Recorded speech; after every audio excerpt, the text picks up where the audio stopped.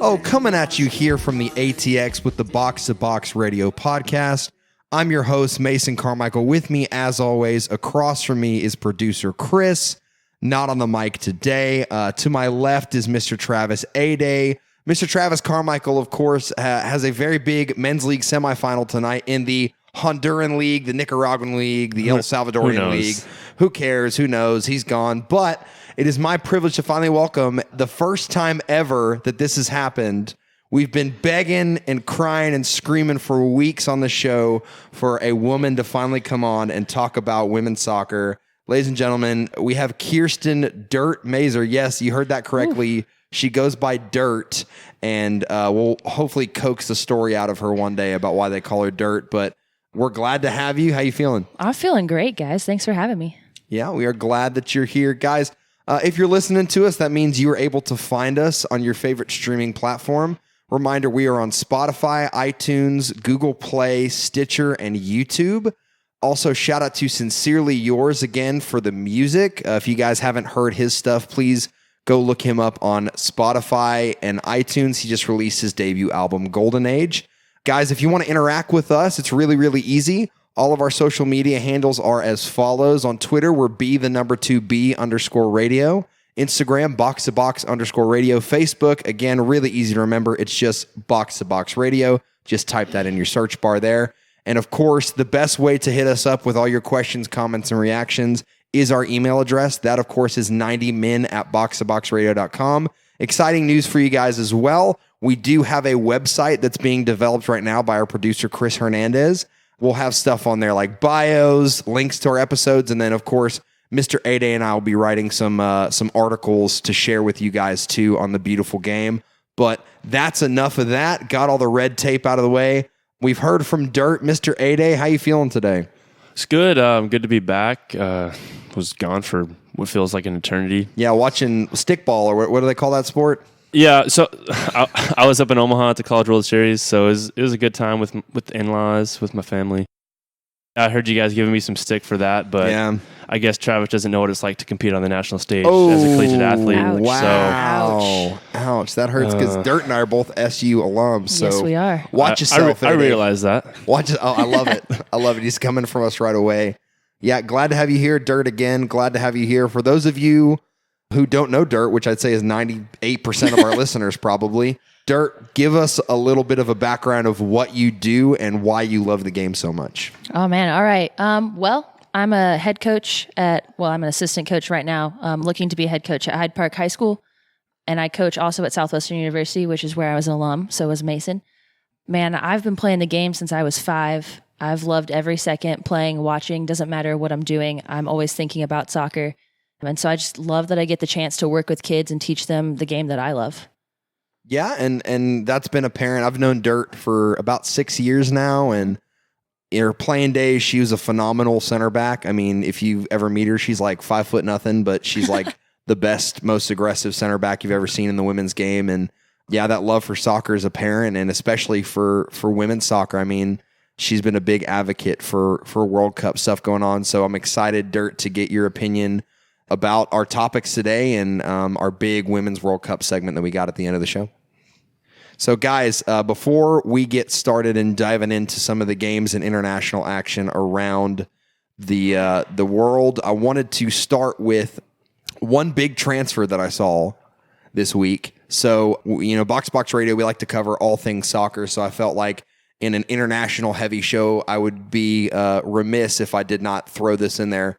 Mats Hummels, German superstar, big defender, has been sold back to Borussia Dortmund from Bayern Munich. Producer Chris has given me this big expression. He did not know that happened, but y'all, huge transfer there. It seems like Bayern is gearing up to make a huge move with all the cap space they've uploaded with Ribéry, Robben, and now Hummels, and then James, of course, going back to Real Madrid. So big news there in the world of soccer. I'm a big Mats Hummels fan. I think he's one of the top 4 or 5 defenders, center backs in the world. So it's interesting that Dortmund got him back, and it looks like they're gearing up to make a real push to win the Bundesliga next year. I hadn't heard that until just now. So yeah, that's the big news for Dortmund. They're already splashing some cash and signing some big names this transfer window. I think Bayern will be fine without him, but it'll be an exciting Bundesliga race next year. Yeah, for sure. So that's all the news I got for y'all today. I mean, they announced Sarri at Juventus, but we covered that a little bit. Producer Chris is done talking about Sarri. He's like a middle school girl when she gets her heart broken. He's been in his room listening to My Chemical Romance, crying into his pillow. So poor producer Chris. Y'all send him like an edible arrangements or something. I don't know if kids still do that these days, but yeah. So let's jump right into our action. So guys, Thursday night. The U.S. men's national, Tuesday night. U.S. men's national team opened up their Gold Cup against Guyana. I was, being honest, very, very hesitant about this game because the two friendlies beforehand, definitely against Jamaica and Venezuela, were not promising at all. I mean, losing 1-0 to a team of basically USL guys against Jamaica, and then Venezuela's a pretty good matchup for us, but we lost 3-0 to them. That's, in my opinion, embarrassing for our national team. Coming into this one against Guyana, I mean, we should have been favorites, and although it wasn't as big of a scoreline as I would have liked it to be, I still think it was a good result for the U.S. 4-0 winners, of course. We had goals from Paul Arriola, which Travis Carmichael, I heard your Paul Arriola takes on this show. I think they're garbage. He looked really, really good against Guyana. Tyler Boyd with the double, the 51st and 81st. And then, of course, who could forget another wonder strike from Giassi Zardes? Totally intentional. What a header from him. Get in there, son. Oh, yeah. Well done. So I'm going to open the floor up. Lady and gentlemen, what did y'all think about this men's national team performance? I'm going to be honest. I don't always watch a lot of men's soccer, but since the Gold Cup is on with the World Cup, I've been tuning in just a little bit more. I was pleasantly surprised with the gameplay, with the pace of the ball, just the way they move. I always like watching men's soccer for that reason. They're always quick. They're always fast. So it was nice to see that our national team was kind of moving like that too. You can never be too disappointed with a win, especially a win by multiple goals and a shutout. Like you said, I think that there should have been more goals. On a previous show, I think I said that I would be upset if we didn't put 10 past them. So, wow, low bar there, A-Day, low bar. I was kind of surprised that we didn't at least get 5, 6, maybe, but it was a good game, and you can only deal with what's put in front of you. Yeah. Also, with Tyler Adams being out, I think that was a big loss for the U.S. And also, we need a left back. Tim Ream we have for like 10 years. Tim Ream is not cutting it, and I can't understand for the life of me why we haven't solved this problem when DeMarcus Beasley has been our first choice left back for the past 10 or 12 years. Yeah. And when we have an aging Tim Ream starting over probably a better athlete in Daniel Lovitz. I don't know if I'm going to give you that one or not. Either way, pretty sure he could do a better job against Guyana. So my thing is, here's my opinion. So Daniel Lovitz, he's 28 years old. He's not probably, he may be a guy that's there for 2022. Definitely not going to be a guy that's there for 2026. He's too old. Agreed. So why not play Reggie Cannon at right back? Because I may be biased. I love me some Reggie Cannon. And Nick Lima, who plays left back for his club team at left back. Why not try that? That is a strong shout, Mason. Thank you, sir. I appreciate it. I agree with that. And it's not...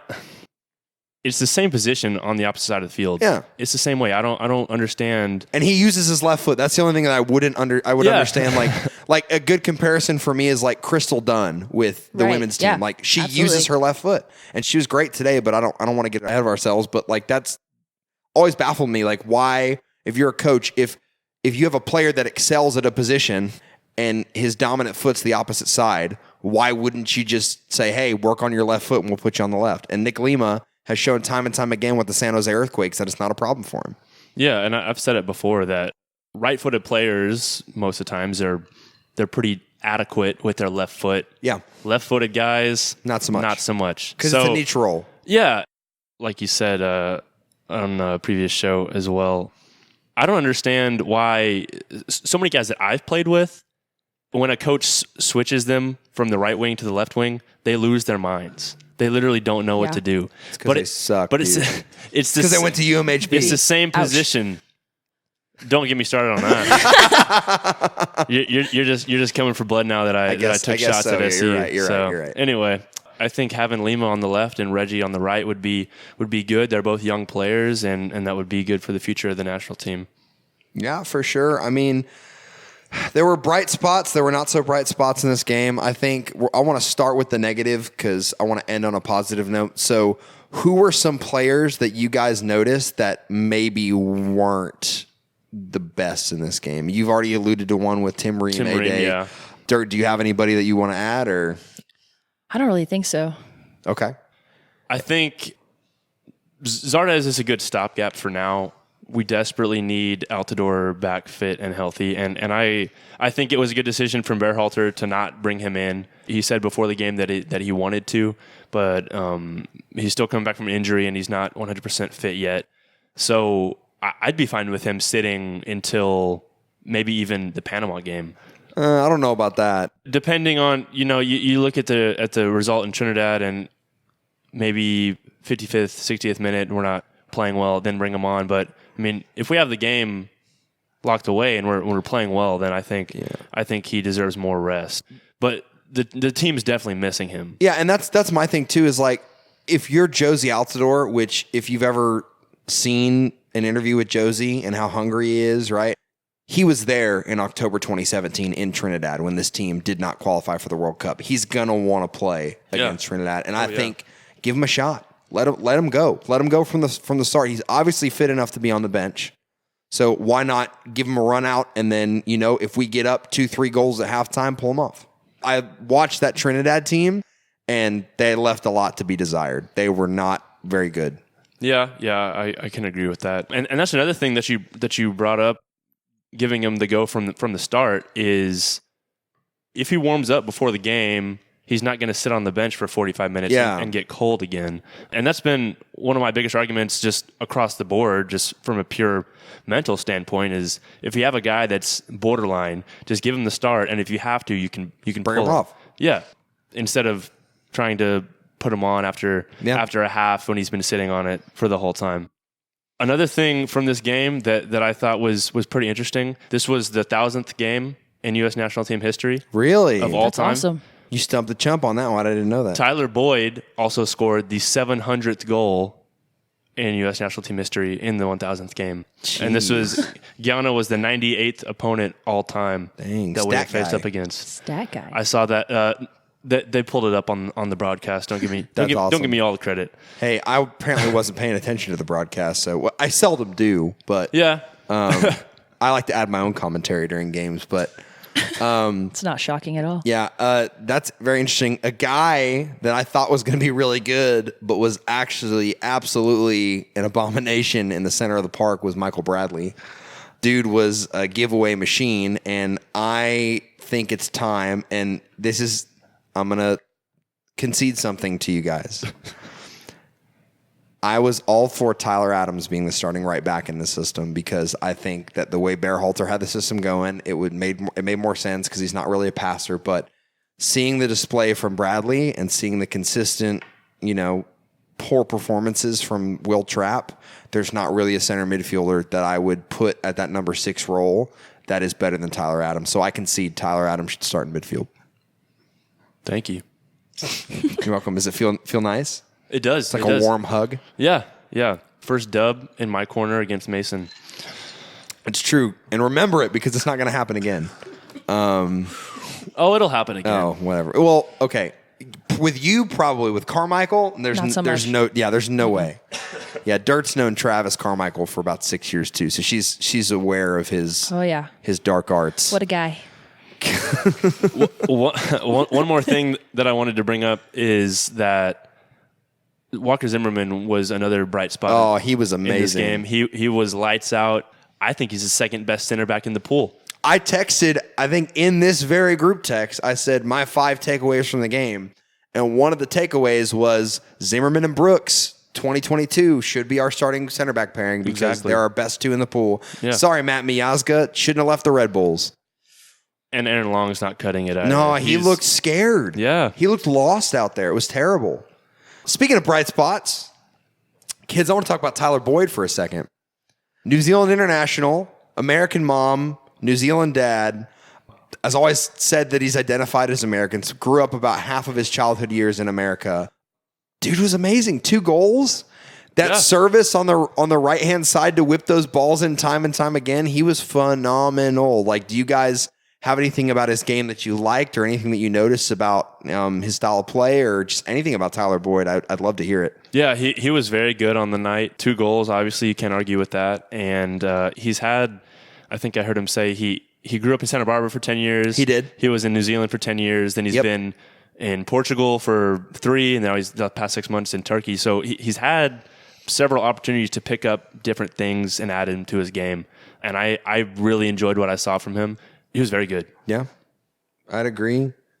You can't ask for more on your competitive Gold Cup debut than scoring a brace. Even if it's Guyana, right? So I think the U.S., their biggest struggle is to find another center forward other than Jozy Altidore and, of course, that left back spot. But other than that, I think around the field, they're pretty solid. I mean, again, I thought I wouldn't like Christian Pulisic in the middle. I thought he did well in the middle. He popped up in spaces wide. He was smart about where he picked up the ball. And then, oh my gosh, when he sauced that defender with his body movement in the first half on the left-hand flank, that was nice. So we're going to transition to Canada versus Mexico here in a second. But before we leave our men's national team, I want from each of you one word to describe where the men's national team is right now. And Mr. Ade, I'll let you go first.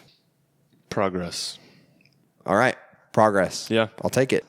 It wasn't clean all the time. The first 20, 25 minutes were very shaky, and it is a sign of progress, especially from 2 very poor friendly results. And I hope that they keep improving through the tournament. Okay. Dirt, do you have one? I think shocking. Shocking. Why? Because when I watched the men's national team, and the reason, that I stopped watching is just the development. We were very stuck in one spot. Whether going through coaches, just trying to recycle players, it just didn't happen for them. And so I stopped watching for a very long time, and I watched for the Gold Cup and was like, wow, this is much better than I expected it to be. They exceeded all of my expectations. Yeah, for sure. Greg Berhalter, A-Day, my word is similar to yours. It's not progress, it's process. So Greg Berhalter, he's got a system. He's got a way he wants the guys to play. Give him a shot. Yeah. Let him institute the process. Hashtag trust the process, right? So we gotta give him some license to move forward there. So, guys, next game I wanted to talk about. We're gonna stay in North America. We're gonna stay in CONCACAF. We had Mexico versus Canada in the late night match last night. Of course, this was a big one considering that Canada. What are you looking at me for, A-Day? Why is there an accent on CONCACAF? CONCACAF. It's not a Spanish word. It's an acronym. It is today. Whatever. That's how Univision says it. You're just mad because I'm more cultural than you are. Well, I'm watching the games on Fox Sports 1, so that's because you're a peasant. Oh, am I? No, I don't have an argument for that. I'm sorry. I'm just being mad. All right, stop it. So, gosh, guys, the late game. Oh boy. The late game, Mexico versus Canada, and it's been touted as a big one because Canada has looked good over the past couple months. Under Chris Herdman, they've kind of turned a corner a little bit, and they've gotten a lot better, a lot more fun to watch. But guys, this one, 3-1 Mexico, which again is a good result for the Mexican team, but Canada, went down fighting. Goals for Mexico from Alvarado in the 40th and Guardado in the 54th and the 77th. Lucas Cavallini, the Pachuca man, getting the lone goal for Canada in the 75th minute. Interesting lineup choice here for Canada. They came out with a 5-4-1 with Kyle Larin as a right midfielder. Yeah. That was really strange. And then Cavallini up front. My biggest shock is that Justin David, the guy that scored a brace for them in their first match, did not start, and neither did Junior Hoylett. Yeah. It seems like they knew that this game was kind of going to be a wash, and so they put out a B-plus lineup. Yeah. And then they're resting their guys and saving them for their next match, which I don't appreciate because it's the best team you're going to play in your group. Why not put your A team out there and try and get a win? Or at least a point. True. Herdman is reportedly looking forward to a potential semifinal matchup with Mexico again. That's true. So potentially he might not have wanted to show all of his cards. That's a really, really arrogant thing to do, in my opinion. And I agree with that. You're not Germany. You're not going into World Cup planning for a semifinal. And you don't have two first teams of quality players. Like, Germany won the freaking Confederations Cup with their U23s. With their C team. Yeah. And I agree with you. Some more guys that didn't play from the first game. Osorio was out. Yeah. Jonathan David was out as well. Scott Arfield. Yeah, Scott Arfield also didn't start this match. Freaking Will Johnson played. Kill me. Right? He still plays? He's very old. I know, right? Anyway. Freaking Canada, man. I mean, on the next episode of This Guy Still Plays, I think Claudio Pizarro is still playing. If we're gonna go there, the Peruvian guy, but whatever. I'm sorry, that's a rabbit hole we jumped down. Sorry, listeners, if you had to endure that. But Mr. A-Day, back to you with sports. I haven't watched Canada enough to know if Alphonso Davies typically plays left back. I know he played there at Vancouver. And he's played there some at Bayern. Yep. I think he's a good enough athlete to make up for his mistakes in MLS. I think on the national stage, I think he would better suit his team and better suit himself to play higher up the field. And I get it with the 5-back. He's still going up the field, but he's got to defend. Yeah, it's a waste because, like, you look at their first game, and granted, they played Martinique, who's not a great team. They got a lot of semi-pro guys on the lineup. They're playing freaking Jordi Delem as a center back, but he was great. He played as either a right wing or a left wing, and he was dangerous the whole game. Yeah. And play him there. Like against Mexico, you put him on the right or the left, and you say, hey, we're going to sit in, play compact defense, and then we're going to hit on the counter. That's his bread and butter, man. Let him run. Let him get in space and run. Play like, it kills me to say this, play like the Houston Dynamo. Like, sit in deep, play compact, and hit them on the counter. That didn't work out too well for the Dynamo last time around. Oh, man. Anyway. It didn't work out too well for Dallas against Minnesota United, so whatever. But yeah, Dirt, obviously you're a little familiar with Chris Herdman because he was the women's coach. A little bit, yeah. For Canada. A little bit, yeah. A little bit, enough. So he has a habit of playing midfielders as defenders for Canada because they don't produce really good defenders. As a natural center back and having played a little bit of midfield as well, like, do you think that that's a smart idea to do, or do you think he should have gone with more experienced center backs? Honestly, I think it's an all right option. I think if you've got players that play on the wing already, that run a lot of mileage for the game, and you need somebody in the back who's going to cover ground, who's going to be there, and you can trust to handle the ball well, do it. Maybe maybe they're not experienced in the back line. Maybe they can't read those plays as well as some other center backs, but you've got kids who are willing to run forever, and that's what they do as outside wing players. So the transition's not as hard as I think it would be if you stuck a center back on the outside. Yeah, that's fair. And I think you saw that a lot in game one with Mark-Anthony Kai, who's normally a central midfielder, playing left back, and he was fine. Yeah.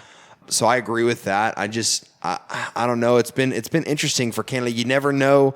It's a good thing and a bad thing. It's a blessing and a curse for Canada. You never know how they're going to line up. You never know who they're going to play in what spot. You never know if Atiba Hutchinson, their best, most decorated midfielder, is going to play center mid or center back. And so it's a toss-up all the time. Yeah, you just took the words right out of my mouth. I was going to say Hutchinson started at center back, and he's literally verbatim the most decorated and skilled center midfielder in Canadian National League history. Patrice Bernier, of former Montreal Impact midfielder and Canada national team legend, came out and was like, hey, play him at center mid. Let's go. Like, let's dominate. Let's do it. And guess what? He played center back again. Yeah. Which I understand because dude's 35. And so you want to limit the amount of mileage on his legs and you want to utilize him in his leadership in the best way possible. And you have to have him on the field. But I thought he played better, and y'all correct me if I'm wrong on this, in a back four and less well in a back three. I thought he looked much better and more comfortable when him and Cornelius were in a partnership. I thought Daniil Henry kind of screwed up a little bit of that partnership. Yeah, and Henry's kind of coming back from injury. In a back three, technically all three players are center backs, but the outside guys, they're more of an outside back. So the guy in the middle in a back three is asked to do more than in a back four. So I think that's not a surprise to me. Yeah, I agree. later on in this game, he did move back up to the center mid position. But yeah, I think that's why in the back four he's more suited to succeed. Yeah, and Atiba Hutchinson again. We talked about it. He's more of a holding midfielder, not really a destroyer, more of a passer. So it's interesting to me that Chris Herdman's playing him in the back, and especially like Ade was saying, the center of a back three I think is a little bit too much ask for him. But I wanted to bring this up. I forgot to bring this up in our U.S. discussion. So Travis Carmichael, in all of his inconsistency, made a great point today. He came into the Soccer Corner and visited me at work, and he told me that Tim Ream, phenomenal in a back three. If you play him as a left center back in a back three, he's amazing. He covers a lot of ground. He's a good passer. He cannot play left back, and he cannot play center back in a back four. And I did not have a retort to that. I thought that was spot on. Yeah, I agree with that. I guess I haven't really paid much attention to what system he's been in, but I used to be really high on Tim Ream, and now not so much. I think probably because of his positioning. Yeah, and I back then I probably didn't pay much attention to tactics. I was just watching for fun. Anyway, that's fair. That's my thing too. Is like, he's great in a certain system, but you have to have the system that fits him. Like if you play a 3-5-2 and he can be that left center back, he's the best guy for the job, and he's amazing. He'll put in a good shift for you. He's not disciplined enough to play as a center back with two center backs. He's not attacking enough, and his positioning is not good enough to play as a left back in a 4-4-2. So he has to play in a back three, which I think like there's rumors of him coming back to MLS, and he has to go to a team. I think a team like Toronto would be a good fit for him because they play that back three. They play a 3-5-2, and him as a left center back, kind of like the Chris Mavinga role. I think that's the best position for him because he's great there, but you can't rely on him anywhere else because he makes too many mistakes. Yeah, I definitely agree with that. Yeah, so not much more here. We talked a lot about Canada. Mexico, again, looked phenomenal. Raul Jimenez has been great. He didn't get a goal in this one, but his hold-up play has been phenomenal for them. Jonah Dos Santos got to play today as well. Of course, Guardado coming off the bench. It was really, really good to see him get in amongst the goals. He had the brace. He's still kicking, even at his older age. So what do you guys think is the ceiling for this Mexico team? Do you think they're favorites to win the Gold Cup, or do you think that that's too big of an ask for them? I definitely think they're favorites to win. As much as I hate to say it, as an American, I think Tata is doing great things with the squad, and even with not so much of a first choice lineup or a first choice squad, they're winning games, and they're beating South American opponents that they haven't ever beat before in that succession. I definitely think that their ceiling is the Gold Cup. Yeah, that's fair. Dirt, what do you think? I think when you have a team that has such a deep bench, and I think historically they have, and correct me if I'm wrong for the men's national side, but for the women's side, they've always had deep bench. Yeah. And so when you've got players that you can replace on the field and you don't drop in energy level, you don't drop in gameplay, I think, why not? Like, go for it. Do what you need to do. And I think they are favored to win. Yeah, that's a really good analysis too, because Mexico, I think that's the biggest thing that they've had in CONCACAF, because like the United States, you look, and for years past, that 11 looks really good, but you start diving into the bench and the depth, and it's not been there. Yeah. Mexico, you have basically 16, 17 guys on the roster that can jump in and the level won't drop. Right. And I completely agree with that. Like, that's what's going to get them through this tournament. That's why they're suited for tournament-style play, because they have that depth and they can rotate their squad, which they did in this match. They rotated their squad a little bit. So, yeah, I think that's good. Any other contenders y'all think to challenge for the Gold Cup? No, not really. No. Being honest, blunt. I think, like we said, Canada potentially facing up against Mexico again.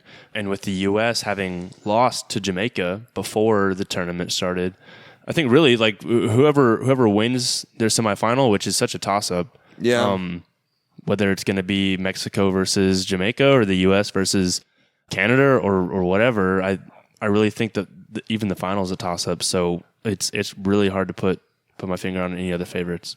Okay. Dirt, you got anybody else? I think, honestly, I don't know that I have another team, but to cycle back to Canada just real quick, I think if you're saving your players for that next match and you're going into the game in a 5-4-1, already in a defensive stature, I don't I don't know that you are going to play to where you think you are because your expectation is so high. And so I think if you're going in with an ego like that, we may see them in the final, but I don't hold high hopes for them. Yeah, and that's the thing. Like, they're going to have to get through Mexico to make the final as well. Again, and that's almost too much of an ask. And A alluded to that earlier about maybe saving it. But again, we talked about it being just maybe a little bit too arrogant there. Yeah, I think the U.S. might have a shot. I think the biggest game of the tournament for them would not be the final if they make it there. It's Saturday against TNT. It's a rematch. First time they've played them since World Cup qualifying. We need to go out there and just put 7 in on them and just bury them. I pray that happens. I don't cry over many things. I was literally in tears when we lost in Cuba. Yeah, so that was sad. So a little personal story here. I think I was working that night, and so I wasn't able to watch the game, but I was sitting there driving home from work, and I got the text message from Darth, and Darth was like, "We're not going to be in the World Cup," and I was like, it's BS. Like, you're kidding me. And then I went and looked, and of course, we lost to freaking Trinidad and Tobago and Cuba, and our best player on the field was a 17-year-old kid. Like, that's, oh man. All right, I'm cutting us off there. I can't dive into that right now. I'm going to need to talk to my therapist. It's going to be bad. A lot of real tears. This isn't your therapy? This is a little bit of my therapy. But there's a lot of layers to what goes on inside my brain, Mr. A-Day, so it takes a lot. Fair enough. Yeah, but enough with men's soccer. We've had a lot of time on the show to talk about men's soccer. This is the moment y'all have all been waiting for. This is the moment where we brought Kirsten Dirt Mazer on the show for. Ladies and gentlemen, the U.S. today, U.S. women's national team, the pride and joy of the red, white, and blue, went out there and they beat Sweden 2-0. And heck yeah. It was a commanding win. It was a great, great, great game.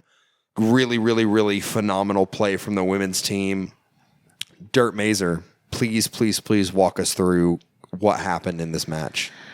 Well, I mean, U.S. did what they set out to do, right? They've been talking all week about, hey, we're going to do this. We're preparing for Sweden. It's going to be the hardest team we face in our group.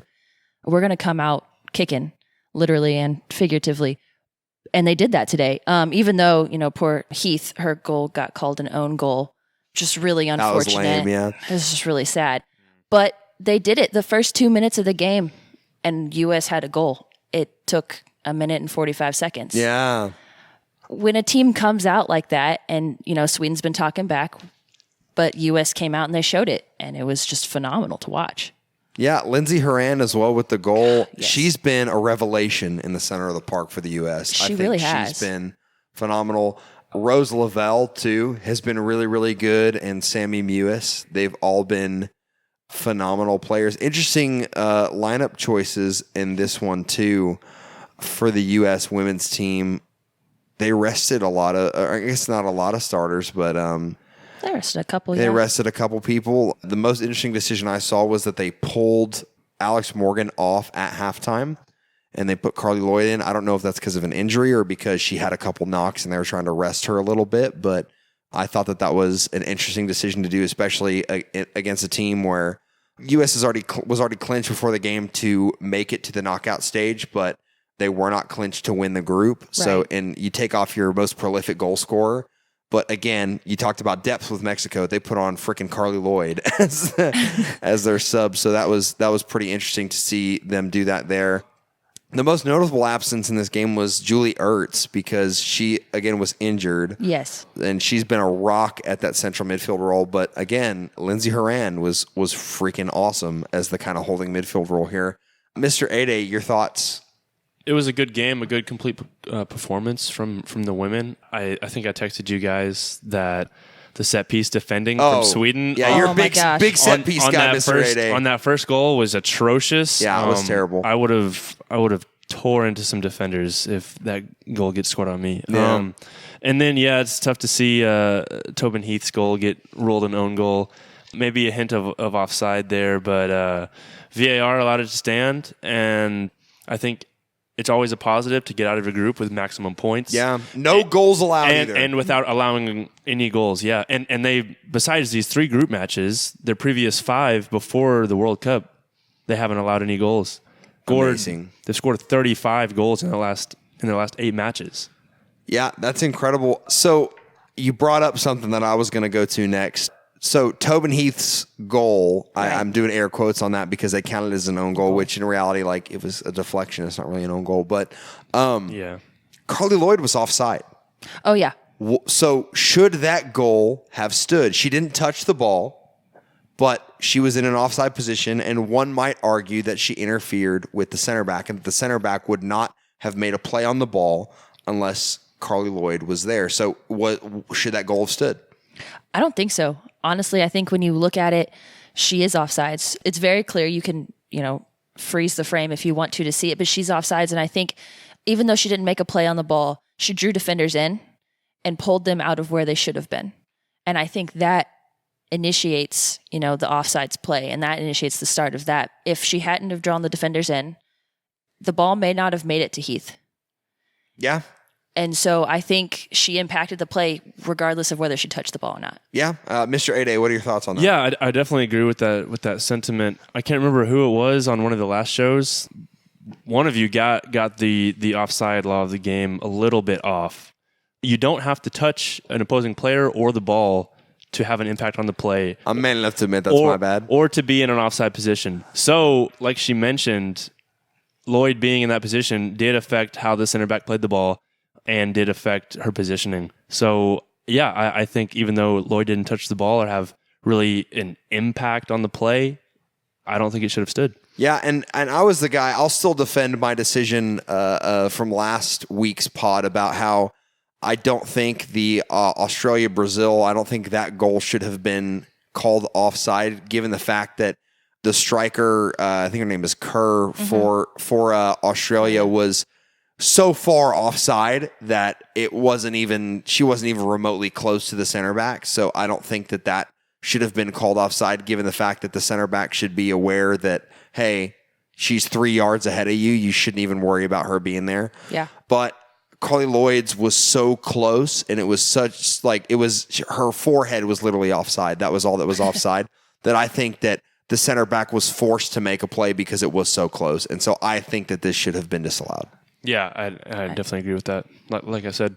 So looking forward now to the next round for the women's team, because we know they've won the group. We know now that in the round of 16, they will face Spain. Do y'all see them getting through Spain? I do. Yeah, absolutely. I see them getting through Spain. I don't think Spain's as good as Sweden. So yeah, I definitely see them getting through. And it's also important to note that the women have never failed to qualify for the semifinals of a Women's World Cup. Ever. That's true. So this is very true. And I think if you look at Spain's, group play, they're 1-1-1. Yeah. And so I feel like that's not maybe a threat to the U.S., who's 3-0-0, but without a goal conceded. Exactly. Especially, not just in the World Cup, but like he said, 5 games prior. Yeah, and I agree. I think it's no problem to get through Spain. And then, of course, the other side of that bracket, you have France versus Brazil. Right. And I think France gets through Brazil. Travis was in my ear all day today about, Brazil with March is really good. I'm like, dude, no, they're not. Like, France is going to steamroll them.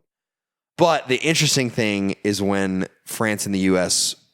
may meet in the quarterfinal. Yeah. And this is an unpopular opinion in this country, but I'm gonna die on this hill. France is a better team than the United States women's team, and France will win that game.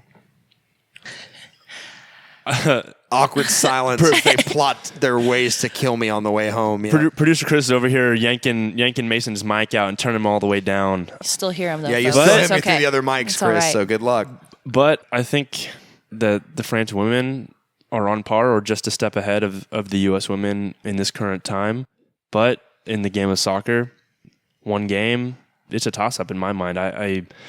I can't tell you who's going to win it. It might probably go to penalties. So I'm Team Chaos, so I want penalties to happen. Team Chaos. Yeah. This is probably a game that it's going to be played like a World Cup final. Especially with France being the host nation. Yeah, I think you're spot on there with your analysis, Mason. And one thing going back to the final group game, This is also a bit of a revenge match for the U.S. Yes. As they got knocked out in 2016 in the Olympics in Brazil by Sweden. So it's good for them to get a win again, and I hope that the U.S. can make it through. And if they knock off Spain in the quarters, then I think it's theirs to lose in the final. But yeah, the quarterfinal for me is that's the Women's World Cup final. Yeah, that's fair. Dirt Mazer, U.S., France, what's going on? I can't argue with you, honestly, Mason. I can't, like... I'll take that as a win. They're going to be right on par with the U.S., and because we're playing in France, even though there's not really a so-called home team advantage as much in the World Cup as there is, in college soccer, but they're playing at home. They don't have to worry about travel. They don't have to worry about a lot of things, so they're coming at this to prove something in their home country. And talent-wise, they can do it. And I don't doubt that they could. And I think they're going to put the U.S. in a run for their money. Yeah, I agree. And I think this game will come down to, Mr. Eddie is going to love that I'm going to say this, a set piece. I think lovely. Set pieces win championships, right? Yeah. Set pieces, right? They win championships. And so I think a corner kick, a free kick, something along those lines will be a big factor deciding this game. But no matter what happens, it'll be fun to watch because you'll probably attest to this, Dirt Mazer, but this has been the most exciting and talent-filled Women's World Cup in its 8-year existence. Oh, absolutely, yeah. And so, 8-time existence, not 8 years. Yeah, 8 times. You're close. Yeah, I misspoke, my bad. But yeah, I'm excited to see what happens. But guys, that's all the time we have. Again, special thanks to Kirsten Mazer, Dirt Mazer, whatever you want to call her. Dirt, we will definitely be having you back on whenever you're available. All right. Whether it's Women's World Cup, whether it's whatever soccer you want to talk about, we'd love to have your opinion, your input. Guys, thanks for listening. Again, we're on Spotify, iTunes, Google Play, Stitcher, and YouTube. If you have any questions, comments, reactions, or want to ask Dirt a question because she's more qualified than we are, please hit us up on our social media. _B_radio on Twitter. Instagram is box_radio. Facebook is Box to Box Radio. And of course, our email is 90min@boxtoboxradio.com. Special thanks again to Sincerely Yours Music for the sweet tunes. We are excited to see you guys on Monday again for a brand new episode. Enjoy your weekend, be safe, and go USA.